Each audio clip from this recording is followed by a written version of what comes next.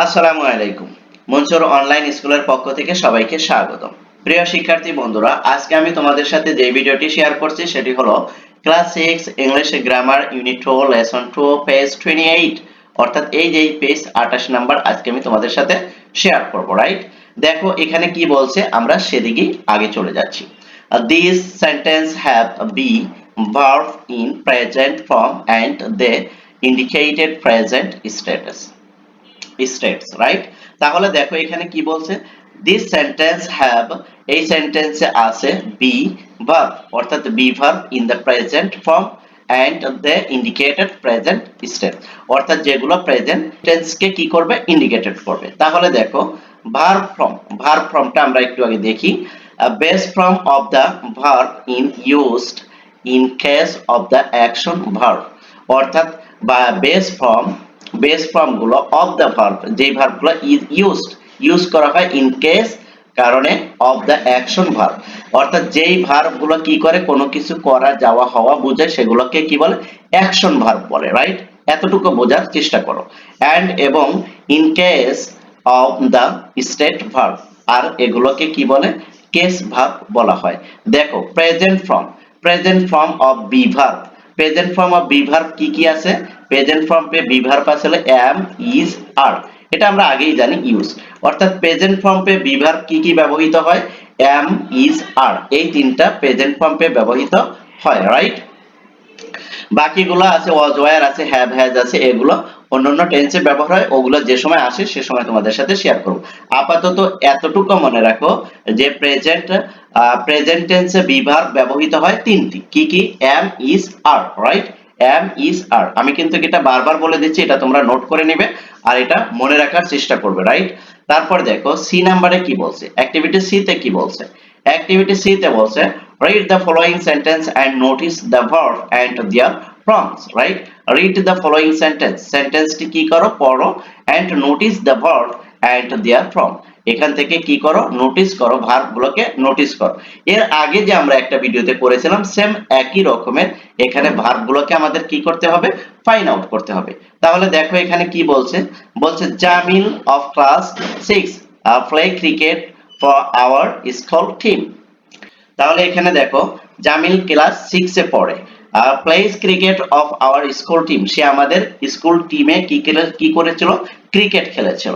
তারপর দেখো the workers in the garments factories work very hard, আর কি ওয়ার্কাররা কি করেছিল, গার্মেন্টস ফ্যাক্টরিতে অনেক হার্ড পরিশ্রম করছিল, রাইট? এখানে কিন্তু আমি কিন্তু কি করে দেব, ভার্ব গুলো ফাইন্ড আউট করব। আগে তোমাদের সাথে মিনিং শেয়ার করছি, তারপর এখান থেকে আমরা ভার্ব কি করে দেব, ফাইন্ড আউট করে দেব। ওকে, তাহলে দেখো he lives very close to a school, he lives, সে বসবাস করে, very close to the school, স্কুলের কি খুব নিকটে সে বাস করে। তারপর কি বলছে, the earth moves round the sun, আর কি করছে, পৃথিবীটা ঘুরছে সূর্যের চারদিকে, রাইট? তাহলে দেখো এখানে আমরা কোথায় কোথায় ভার্ব পাবো সেটা ওরা এখানেই বলে দিচ্ছে, একটু খেয়াল করো। This sentence contain action verb, এই সেন্টেন্সে কি ব্যবহার করা হয়েছে, অ্যাকশন ভার্ব ব্যবহার করা হয়েছে, সেটা আমি তোমাদেরকে পরে বলছি। এটা এখানে কি বলছে সেটা একটু দেখো। The verb is the first three sentence indicated present action and verb in the fourth sentence indicated universal truth, right? অর্থাৎ তিনটি সেন্টেন্সে কি ব্যবহৃত হয়েছে, অ্যাকশন ভার্ব ব্যবহৃত হয়েছে, আর থার্ড নাম্বার সেন্টেন্সে অর্থাৎ ফোর্থ নাম্বার সেন্টেন্সে কি ব্যবহার করা হয়েছে, ফোর্থ নাম্বার সেন্টেন্সে ইউনিভার্সাল ট্রুথ ব্যবহার করা হয়েছে। এখানে ইন্ডিকেট কি করছে, এই সেন্টেন্সে ইন্ডিকেট করছে ইউনিভার্সাল ট্রুথ। এটা ইউনিভার্সাল ট্রুথ দেখো কিভাবে হয় সেটা একটু বলি আগে।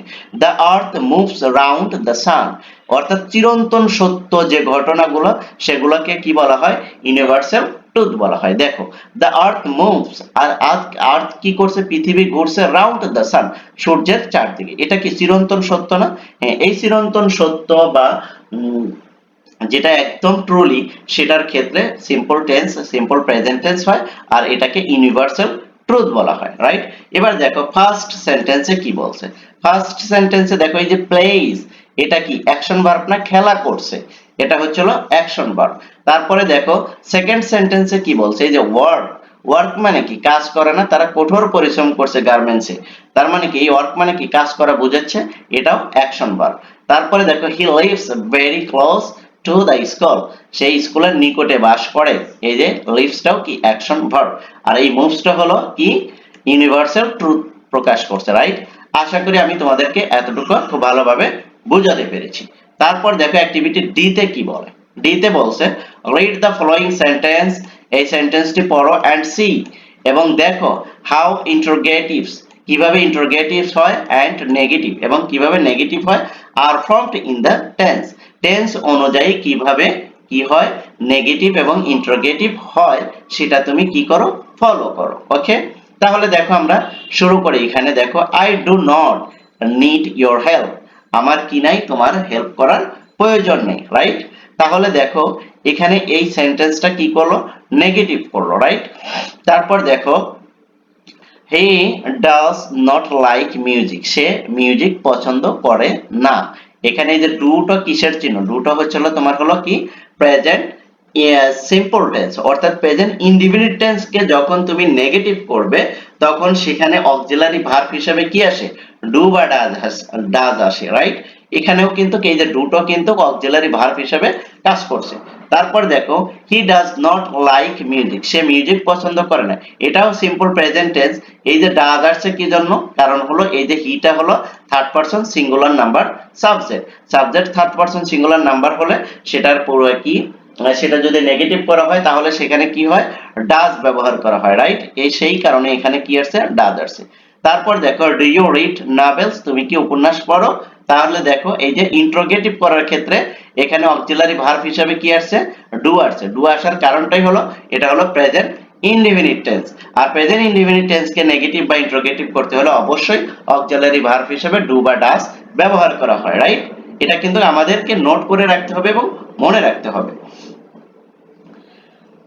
তারপর এটা দেখো তারপরে কি বলছে does he come here regularly, does he come here regularly, সে এখানে কি করত, তারা এখানে কি রেগুলার আসতো। এই যে ডাজ হলো কেন, ডাজ হচ্ছিল এই যে he subject third person singular number হওয়ার কারণে এখানে ডাজ হয়েছে, রাইট। এটা কিন্তু ইন্টারোগেটিভ করেছে। তারপর দেখো হোয়ার ডাজ হি লিভ, এটা কি কোশ্চেন বোধক করছে না, হোয়ার ডাজ হি লিভ, সে কোথায় বাস করে, এই যে ডাজটা কি এই ডাজটা হচ্ছিল অক্সিলারি ভার্ব, কারণ হলো এই যে হিটা হচ্ছিল third person singular number subject, যার কারণে এখানে ডাজ এসেছে। তারপর দেখো when do you go to bed, তুমি কখন শুতে যাও বা ঘুমাতে যাও বেডে যাও, তাহলে এই দুটো কি দুটো হচ্ছিল অক্সিলারি ভার্ব, কারণ হলো এই যে ইউটা কি ইউটা হচ্ছিল তোমার হলো second person, right. Second person হওয়ার কারণে এখানে কি হয়েছে ডু হয়েছে, যদি এখানে হি হইতো তাহলে এখানে কিন্তু ডাজ হইতো, রাইট। আশা করি তোমাদের বিষয়টা বুঝাতে পেরেছি। এবার দেখো অক্সিলারিতে কি বলছে, what auxiliary verb are used to from interrogatives, আর অক্সিলারি ভার্ব এখানে কি কোথায় কি ব্যবহৃত হয়েছে, রাইট। তারপর দেখো how are negative form in the example, আর এখানে নেগেটিভ ফর্মের এক্সাম্পল কি সেটা বলছে, রাইট। তাহলে দেখো এখানে কি বলছে verb form B form, right. ভার্বের ফর্ম এবং বি ফর্ম কি সেটা বলছে। নোটে কি বলে সেটা একটু আমরা খেয়াল করব। In the present simple tense, in the present simple tense যেটা আমি আগেই বলেছিলাম ওটাই এখানে বলবে। দেখো do is as do is used as an auxiliary verb, আর ডুটা কি হিসেবে ব্যবহৃত হয়েছে অক্সিলারি ভার্ব হিসেবে ব্যবহৃত হয়েছে, কারণ এটা ছিল হলো present simple tense. Present simple টেন্সে অক্সিলারি ভার্ব হিসেবে ডু বা ডাজ ব্যবহৃত হয় কখন সেটাকে নেগেটিভ এবং ইন্টারোগেটিভ করার ক্ষেত্রে, রাইট। তারপর দেখো বিফোর পূর্বে, দা সাবজেক্ট সাবজেক্টের পূর্বে, in case of first and second person and also in case plural numbers, এবং প্লুরাল এবং ফার্স্ট পারসন এবং সেকেন্ড পারসনের ক্ষেত্রে এটা কি করা হয় ব্যবহার করা হয় দুটো, আর সেটা কখন অর্থাৎ নেগেটিভ এবং ইন্টারোগেটিভ করার ক্ষেত্রে কোন টেন্স প্রেজেন্ট সিম্পল টেন্স। আশা করি আমি তোমাদেরকে বিষয়টা বোঝাতে পেরেছি। তারপরেও যদি তোমরা যদি না বোঝো তাহলে অবশ্যই কমেন্ট সেকশনে আমাকে জানাবে, আমি তোমাদের কমেন্টসের রিপ্লাই দেবো ইনশাআল্লাহ। থ্যাংক ইউ সো মাচ, আল্লাহ হাফেজ।